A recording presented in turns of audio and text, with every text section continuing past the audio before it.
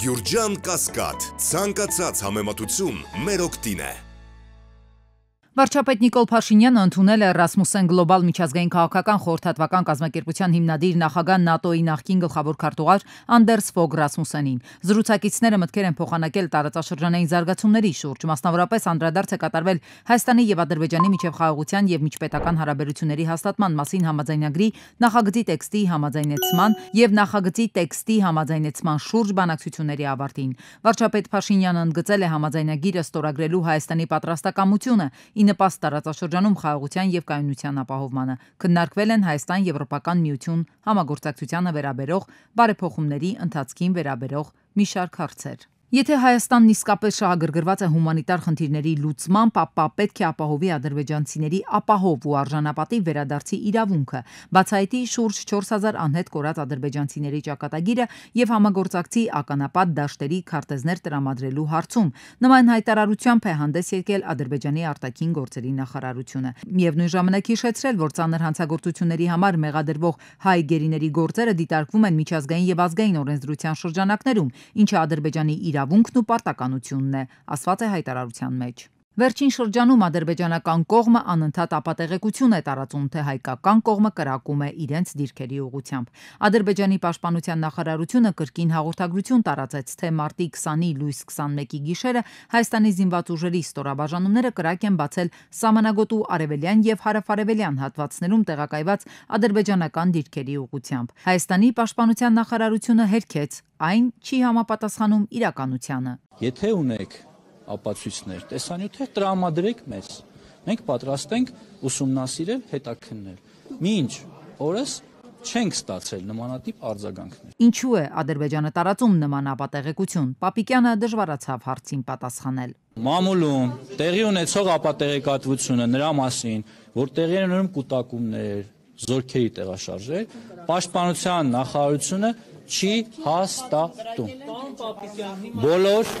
Բոլոր վտանգավոր կրակոցները, խախտումները, որոնք ուղղված են մեր դիրքերի վրա, մեր անձնակազմի վրա, մշտապես պաշտպանության նախարարության կողմից տրվել են հաղորդագրություններ։ Հայաստանի վարչապետի աշխատակազմն առաջարկել է հրադադարի ռեժիմի խախտման դեպքերի Հայաստան-Ադրբեջան համատեղ մեխանիզմ ստեղծել, ինչին մինչ օրս Ադրբեջանը չի արձագանքել։ Մոսկվայից կոչեր են հնչում ուղղված Բաքվին ու Երևանին զսպվածություն ցուցաբերել եւ խուսափել իրավիճակը սրելուց։ Թեև պարզից էլ պարզ է, որ կրակելու մասին լուրերը ադրբեջանական լեվելի ստեր են, իսկ հայկական կողմը իրավիճակը ապակայունացնելու հիմք ըստ էության չունի, բայց Ռուսաստանի արտգործնախարարության պաշտոնական ներկայացուցիչը նախընտրում է հավասարապես տարածել խոսքը երկու կողմի վրա։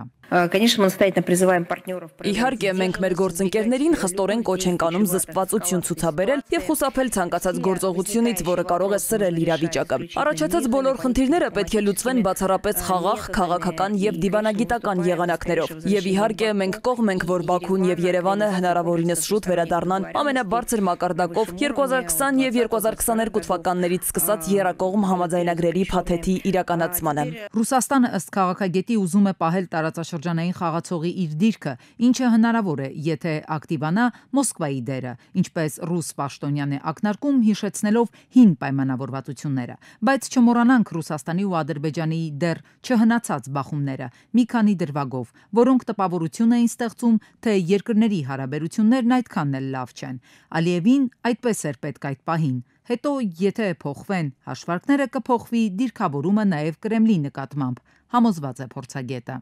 Բարվածությունը դա ուղղակի խաղաքարտ է, որը Ադրբեջանը հետո փորձելու է ծախի Ռուսաստանի վրա, այս բան արդեն ծախել Արևմուտքի վրա, որ ցույց է տալիս, որ ինքն էլ է հակառուսական այսպես քայլերի դիմել։ Ռուսաստանի դիրքորոշումը բարձր Ռուսաստանը ուզում է չկորցնի իր ազդեցությունը տարածաշրջանում, եւ եթե ինչ որ բան կատարվում է, դա կատարվի Ռուսաստանի միջնորդությամբ, Ռուսաստանի երաշխավորությամբ եւ այսպեսով ինքը փորձելու է պահի տարածաշրջանը իր ազդեցության գոտու մեջ։ Ինչ վերաբերում է Ռուսաստանի պարտավորություններին մեր երկրի նկատմամբ հապկ շրջանակում եւ երկկողմ ձևաչափով, դրանք բոլորն ուժի մեջ են։ Զախարովան պնդում է, բայց միևնույն ժամանակ հիշեցնում, որ հենց Երևանն է նախաձեռնել ՀԱՊԿ-ին անդամակցության սառեցումը, ինչը ըստ Պաշտոնյայի ակնհայտ է չի նպաստում Հայաստանի անվտանգությանը։ Քաղաքագետը ադրբեջանական հնարավոր սադրանքը չի բացառում այս դեպքում ինչպես կվարվի ռուսական կողմը, երբ վերջինս թեև տարածաշրջանում ազդեցությունը մեծացնելու հրամայական ունի, բայց մյուս կողմից ոչ միանշանակ հարաբերություններ Երևանի հետ, բացի այդ խիստ զբաղված է ռուս-ուկրաինական ճակատով։ Որ հենց օրեր առաջ են խոսացել, որ օրինակ ՀԱՊԿ-ի հարցը, որ դա միանգամից լուծվող հարց չի, եթե Հայաստանը սառեցրել է դե ֆակտո, հետ գալը էլի դժվար ճանապարհ է։ Այսինքն, եթե հիմա Ադրբեջանը հարվածի, չեմ կարծում, որ Ռուսաստանը այդպես արձագանքի։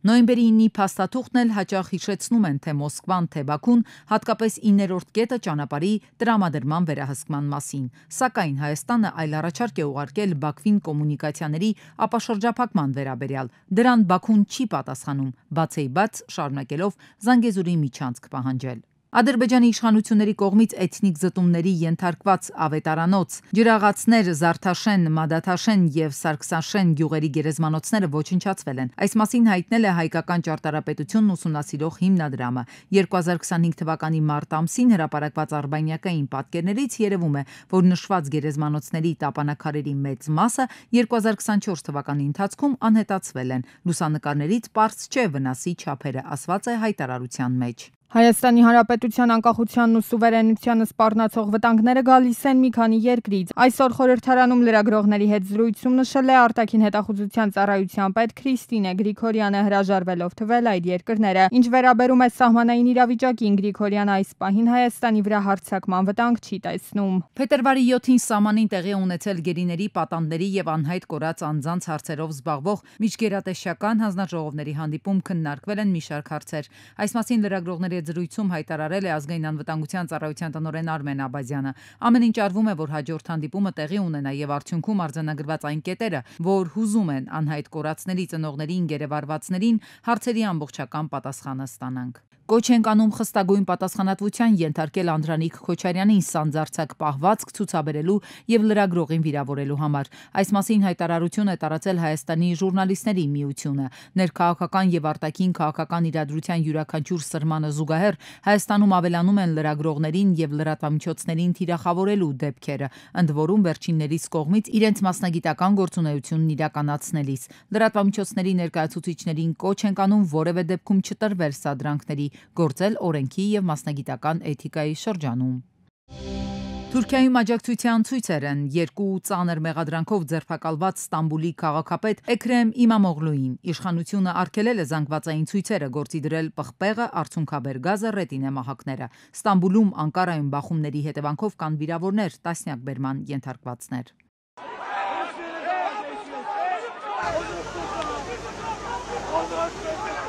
Փողոց դուրս եկած մարդիկ համոզված են քաղաքապետը ձերբակալվել է բացառապես քաղաքական պատճառներով։ Ինչու Իմամօղլուն հիմա հայտնվեց իշխանության խոշորացույցի տակ, ըստ թուրք ընդդիմադիրների, փորձագետների ու հասարակության մեծ հատվածի, նա Էրդողանի հիմնական մրցակիցն է համարվում հնարավոր արտահերթ ընտրություններում։ Նախագահական ընտրությունները Թուրքիայում 2028-ին են սպասվում, բայց բացառված չէ, որ Էրդողանը եւս մեկ անգամ պայքարի մեջ մտնելու համար արտահերթ նշանակի, հանկարծակի բերելով հակառակորդներին ու հատկապես հիմնական քաղաքական թշնամուն։ Շատ լուրջ մեղադրանքներ են ամեն դեպքում, եթե դա գործը հասնի դատարան եւ դատարանում հաստատվի նրան մեծ պատիժ է հասնելու։ Ստեղ գիտեք մի քանի կարծիք կա։ Մեկը հենց այն է, որ նա իսկապես լուրջ է, որպես մրցակից Էրդողանի համար, որտեղ որոշ տվյալներ վերլուծական կենտրոնների, որ Թուրքիայում աշխատում են, ցույց են տալիս, որ նրա ռեյտինգը հավասար է նույնիսկ որոշ չափով ավելի քան թե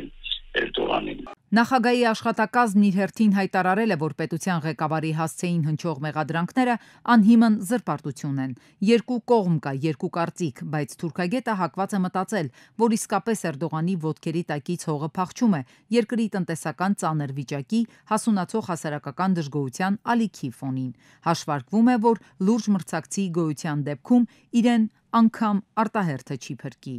Ինքը փորձում է իր հիմնական հակառակորդին կամ ընդհանրապես մեկուսացնել կամ սահմանափակել նրա գործունեությունը, որը շատ իրական է հիմա այս պահին, հեռացնել նրան քաղաքապետի պաշտոնից նշանակել Ստամբուլի քաղաքապետ իշխանության ներկայացուցիչներին ժամանակավորած եւ այդպիսով Ստամբուլը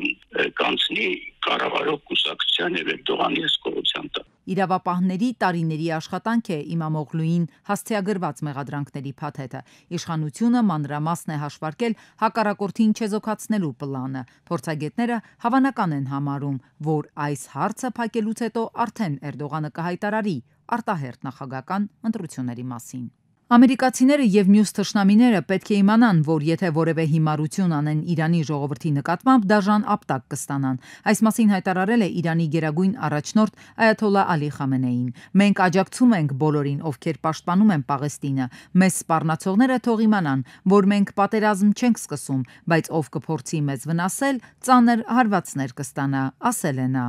Մոսկվայում առաքիչը պատվերի առաքման ժամանակ պատահաբար փակված դռան պատճառով հայտնվել է ծառի վրա։ Աղբյուրի տվյալներով տղամարդը ժամանել է պատվերի առաքման հասցե, սակայն ինչ-որ պահի շենքի դուռը փակվել է եւ նա արգելափակված է մնացել։ Առաքիչը բարձրացել է տանիք, անցել ծառի ճյուղի վրա, սակայն չի կարողացել ինքնուրույն իջնել։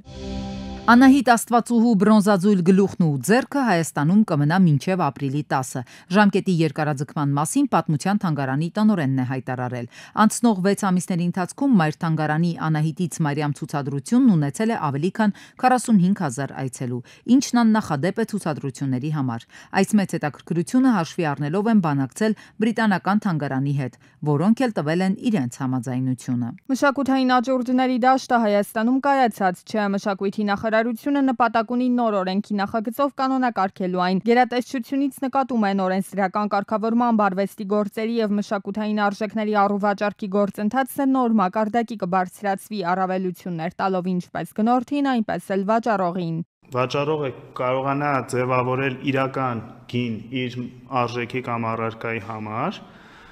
որովհետև արդեն կլինի մի հարթակ, որտեղ ինքը հնարավորություն կունենա իր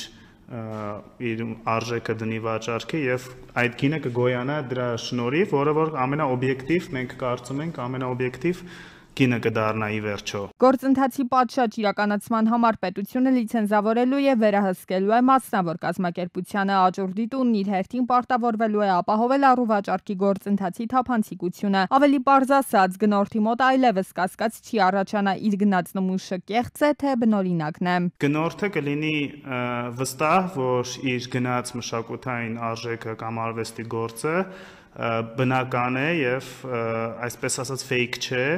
Այսինքն այս հարթակը նաև մեծ հնարավորություն կտա, որ մենք տեսնենք ինչ կա շուկայում վաճառքի, որը որ կարևոր է պետության համար եւ մենք էլ կմասնակցենք, մենք էլ ձեռք կբերենք այդ արժեքները։ ԿԳՄՍ փոխնախարարի դիտարկմամբ սա նաև հրաշալի հնարավորություն է ժամանակակից արվեստագետների համար, ովքեր դեռ շատ վաճառք չունեն։ Հարթակը կօգնի հանրահռչակել նրանց աշխատանքները, բացի այդ նաև հնարավորություն կստեղծվի միջազգային հեղինակավոր աճուրդի տների ներգրավման համար, ինչն էլ իր հերթին կնպաստի հայ եւ օտարազգի արվեստագետների, գալերիստների ու քննադատների միջև կապերի ձևավորմանը։ Եթե մենք կարողանանք այդ շուկան Հայաստանում կայացնենք, մենք վստահ ենք, որ պահանջարկը կլինի նաև մեր հարևան երկրներից, ծոցի երկրներից, որտեղից որ կան բավականին շատ արվեստասերներ, որոնք կարողանան այստեղից գնումներ կատարել եւ արտահանել օրինակի համար Արաբական Միացյալ Նահանգներ։ ԿԳՄՍ փոխնախարարը միանգամայն իրատեսական է համարում արդեն հաջորդ տարի գործընթացը սկսելու եւ գործող մեխանիզմ ունենալու հնարավորությունը։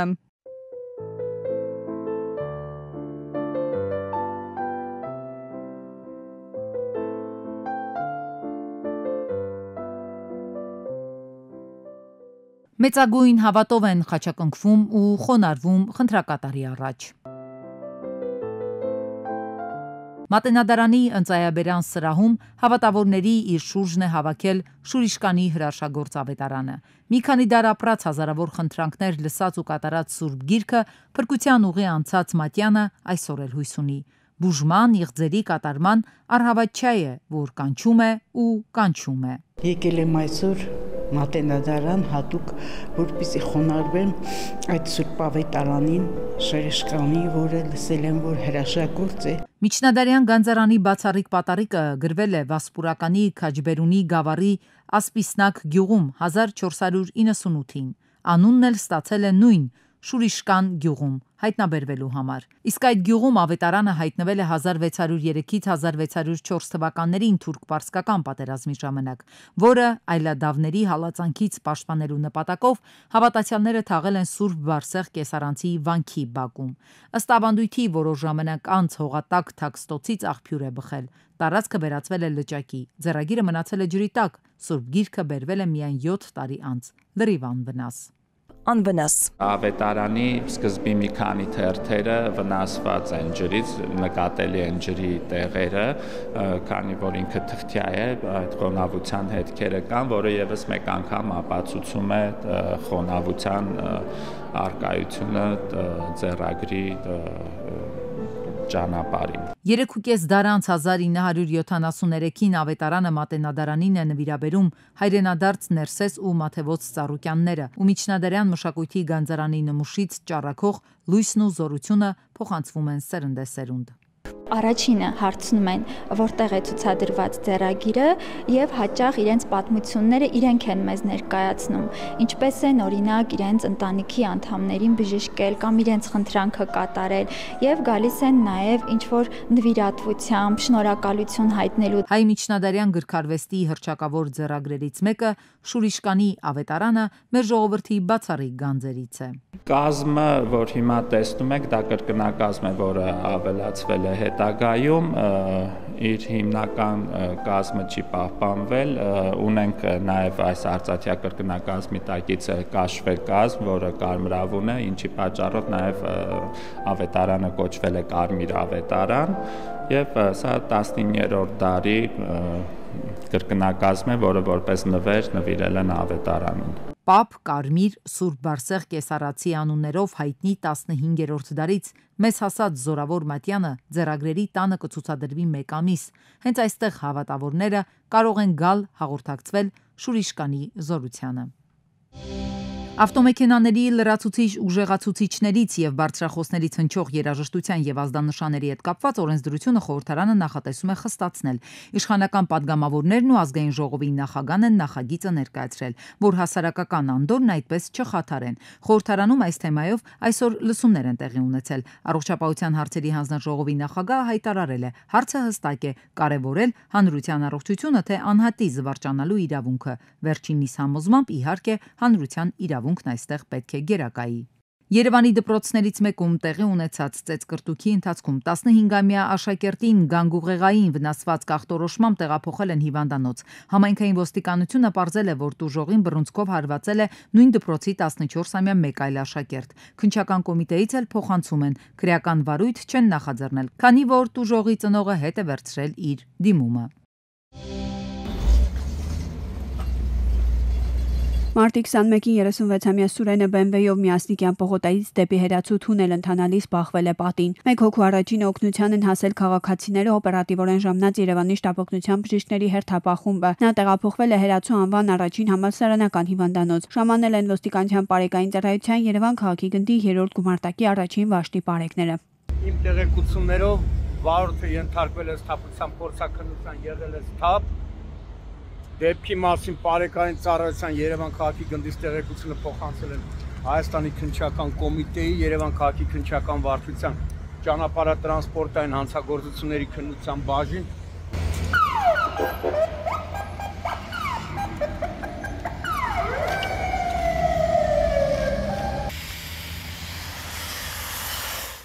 Մարտի 19-ին Վանաձորի Կարեն Դեմիրճյան փողոցում 37-ամյա Վաչագանը Opel Astra-ով դուրս է եկել երթևեկելի գոտուց, փախվել Էլեկտրասյանն ու հայտնվել կանաչ գազոնում։ Ժամանել են ոստիկանության բարեկային ծառայության Լոռու մարզի գումարտակի առաջին վաշտի 2-րդ դասակի բարեկները։